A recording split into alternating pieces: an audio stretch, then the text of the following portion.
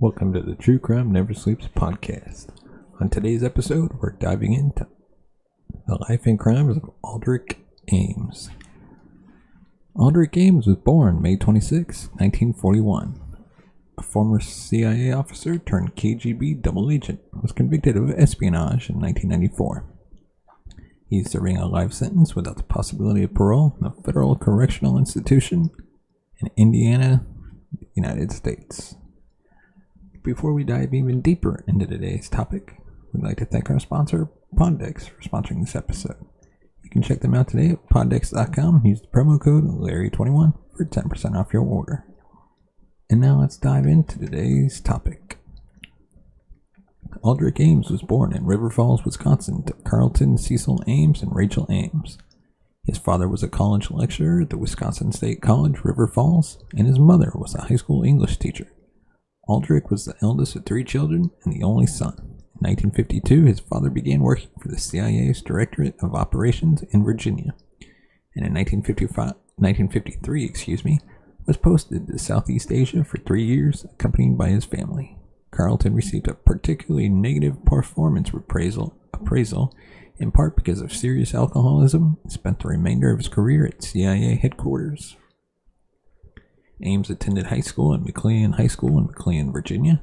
Beginning in 1957, following his sophomore year, he worked for the CIA for 3 summers as a low-ranking GS3 records analyst, marking classified documents for filing. In 1959, Ames entered the University of Chicago planning to study foreign cultures. But his longtime passion for drama resulted in failing grades, and he did not finish his sophomore year. Ames worked at the CIA during the summer of 1960 as a laborer painter. He then became an assistant technical director at a Chicago theater until February 1962. Returning to the Washington area, Ames took full-time employment at the CIA, doing the same sort of clerical jobs he had performed in high school. 5 years after first working for the CIA, Ames completed a bachelor's degree in history at George Washington University. He did not originally plan to have a career with the CIA, but after attaining the grade of GS7 and receiving good performance appraisals, he was accepted into the career trainee program, despite several alcohol-related brushes with the police.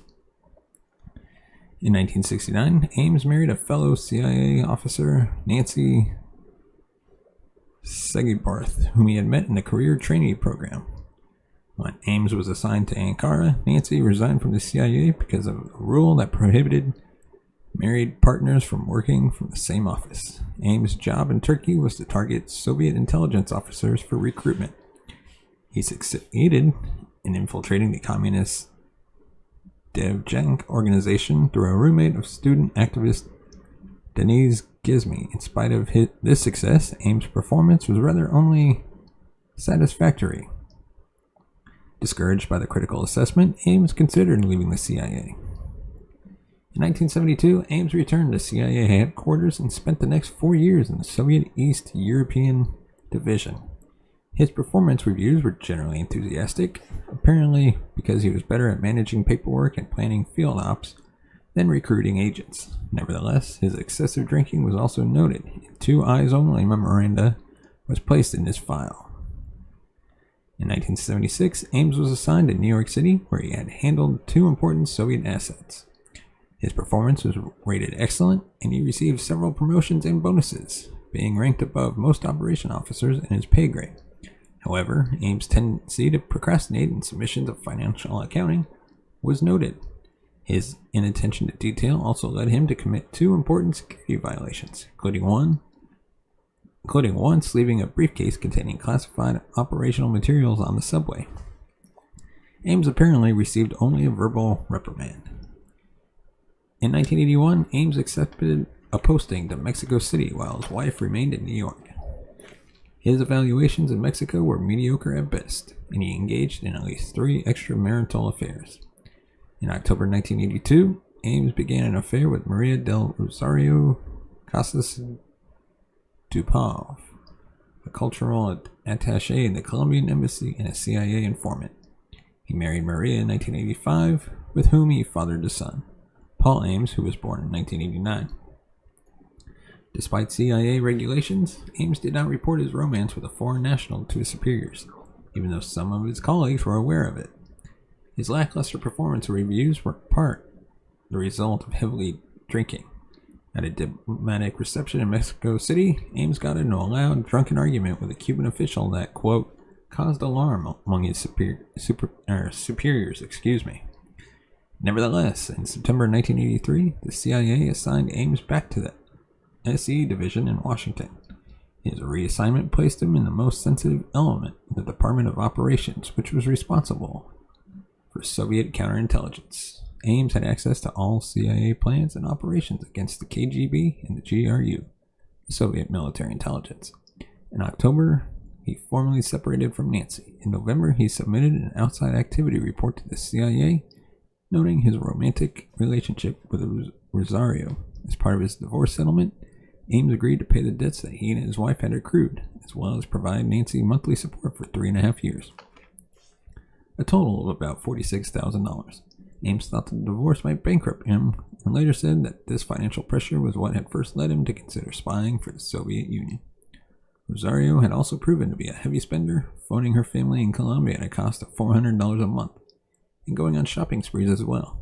After her arrest, the FBI discovered 60 purses in the Ames house, more than 500 pairs of shoes, and 165 unopened boxes of pantyhose.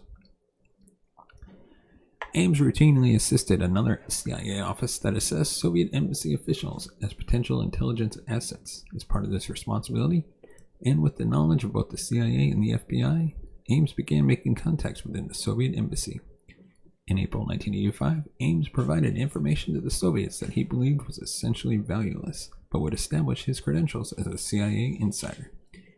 He also asked for $50,000, which the Soviets quickly paid. Ames later claimed they had not prepared for more than the initial con game to satisfy his immediate indebtedness, but having crossed the line, he could never step back. Ames soon identified more than 10 top-level CIA and FBI sources who were reporting on Soviet activities.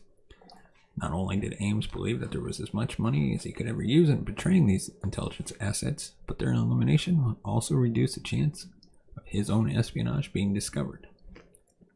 By 1985, the CIA networks of Soviet bloc agents began disappearing at an alarming rate, such as Agent Gennady Vernik and Agent Dmitry Polyakov. The CIA realized something was wrong, but was reluctant to consider the possibility of a mole within their agency. Initial investigations focused on possible breaches caused by Soviet bugs or a code that had been broken. The CIA initially blamed asset losses on another former CIA agent, Edward Lee Howard, who had also been passing information to the Soviets. However, when the CIA lost 3 other important assets about whom Howard could have known nothing, it was clear that the arrests and resulting executions were the result of information provided by another source. As one CIA officer put it, the Soviets were wrapping up our cases with reckless abandon, which was highly unusual because the prevailing wisdom among the agency's professional spy catchers was that suddenly eliminating all the assets known to the mole would put him in danger. In fact, Ames' KGB handlers apologized to him, saying they disagreed with that course of action, but that the decision to immediately eliminate all American assets had been made at the highest political levels. Meanwhile, Ames continued to meet openly with his contact at the Soviet embassy, Sergei Chuvkachin. Apologies for butchering his name.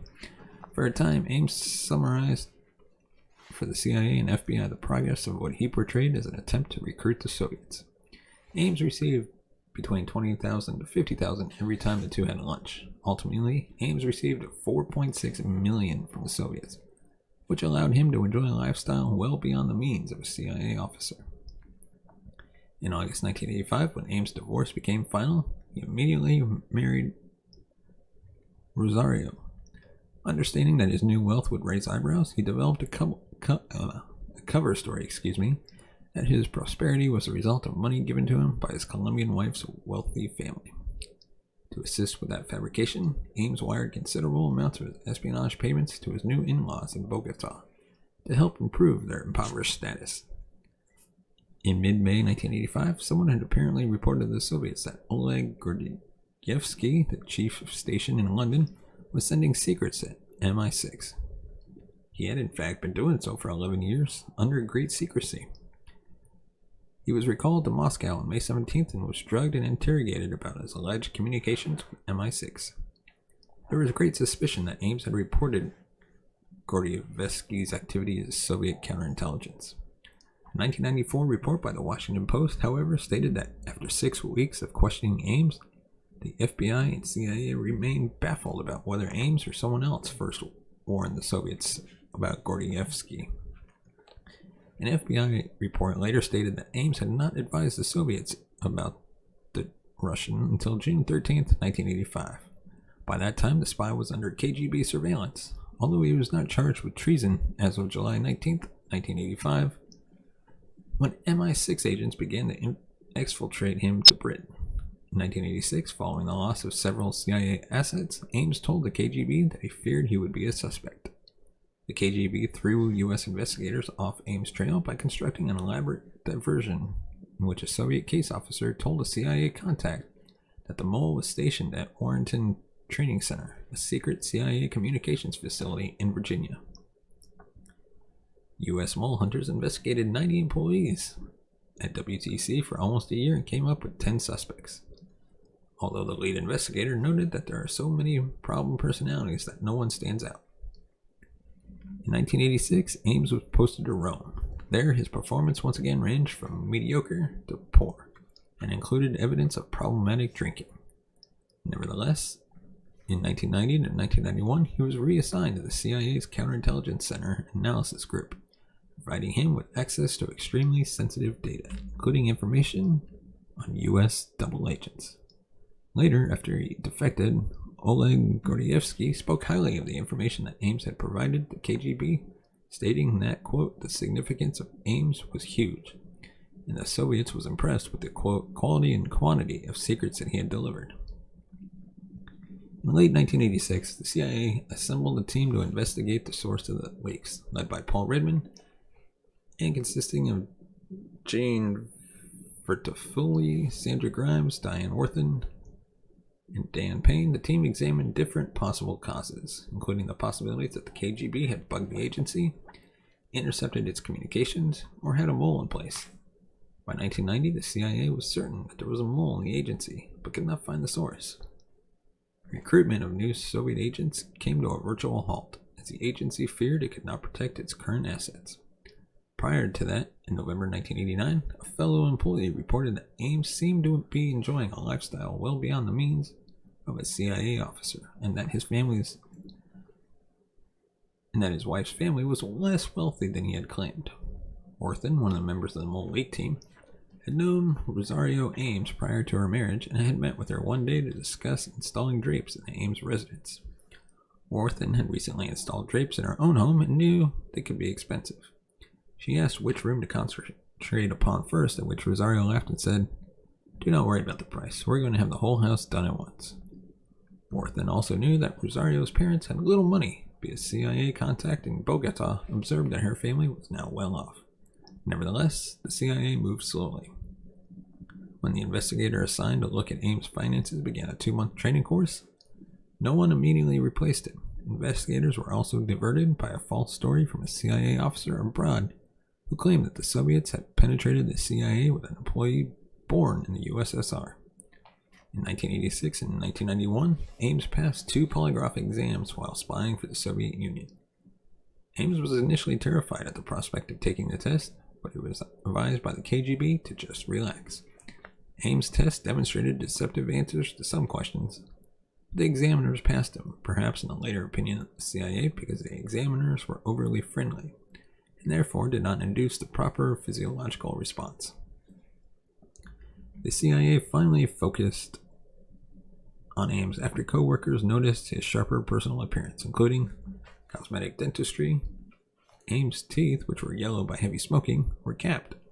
His attire, previously Ames had been known for bargain basement attire, but suddenly changed to wearing tailor-made suits which not even his superiors could afford. The CIA also realized that despite Ames' annual salary being $60,000, he could afford a $50,000 Jaguar luxury car, a $540,000 house in Arlington, Virginia, paid for in cash. House remodeling and redecoration costing $99,000. Monthly phone bills exceeding $6,000. Premium credit cards in which the minimum monthly payment exceeded his monthly salary. And now let's dive into his eventual arrest. In March 1993, the CIA and FBI began an intensive investigation of Ames that included electronic surveillance, combing through his trash, and a monitor installed in his car to track his movements. From November 1993 until his arrest, Ames was kept under virtually constant physical surveillance. When in early 1994 he was scheduled to attend a conference in Moscow, the FBI believed it could wait no longer, and he and his wife were arrested on February 21st. At his arrest, Ames told the officers, "You're making a big mistake. You must have the wrong man." On February 22nd, 1994, Ames and his wife were formally charged by the Department of Justice with spying for the Soviet Union and Russia. Ames' betrayal resulted in the deaths of a number of CIA assets. He pleaded guilty on April 28th and received a sentence of life imprisonment. As part of a plea bargain by Ames, his wife received a 5-year prison sentence for tax evasion and conspiracy to commit espionage. In court, Ames admitted that he had compromised virtually all Soviet agents of the CIA and other American and foreign services known to me, and had provided the USSR and Russia with a, quote, huge quantity of information on the U.S. foreign, defense, and security policies.